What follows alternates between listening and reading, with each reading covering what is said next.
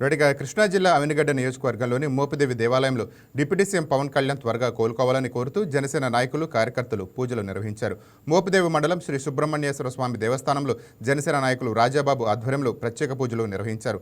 పవన్ కళ్యాణ్ సంపూర్ణ ఆరోగ్యవంతులు కావాలని ఆకాంక్షించారు. అనంతరం అవినిగడ్డ ఎమ్మెల్యే మండలి బుద్ధప్రసాద్ పిలుపు మేరకు ఘంటసాల మండలం శ్రీకాకుళంలో జనసేన పార్టీ నాయకులు ప్రత్యేక పూజలు చేశారు. ఈ సందర్భంగా శ్రీకాకుళంలోని ప్రాచీన ఆంధ్ర మహావిష్ణువు దేవస్థానంలో కొలువైన శ్రీకాకుళేశ్వర స్వామిని దర్శించుకొని జనసేన నాయకులు ప్రత్యేక పూజలు జరిపించారు.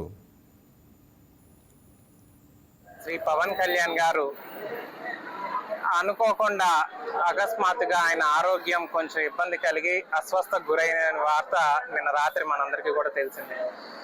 అస్వస్థకు గురైన వెంటనే హాస్పిటల్కి తీసుకెళ్లి ఆయన ఎంఆర్ఐ స్కాన్ చేయించి అన్ని పరీక్షలు చేయించాక చిన్న ఆపరేషన్ చేయాలని చెప్పి ఆయనకి ఒక ఆపరేషన్ కూడా చేయటం జరిగింది.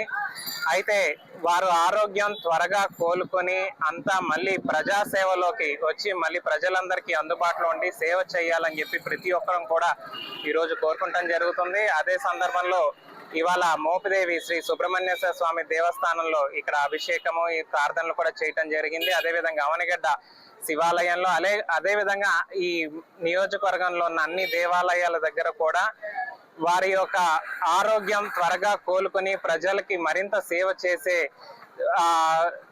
దేవుడి యొక్క ఈ ఆశీస్సులు కావాలని చెప్పి ఈరోజు మన శాసనసభ్యులు మండలి బుద్ధప్రసాద్ గారు అందరినీ కూడా ఆదేశించడం జరిగింది.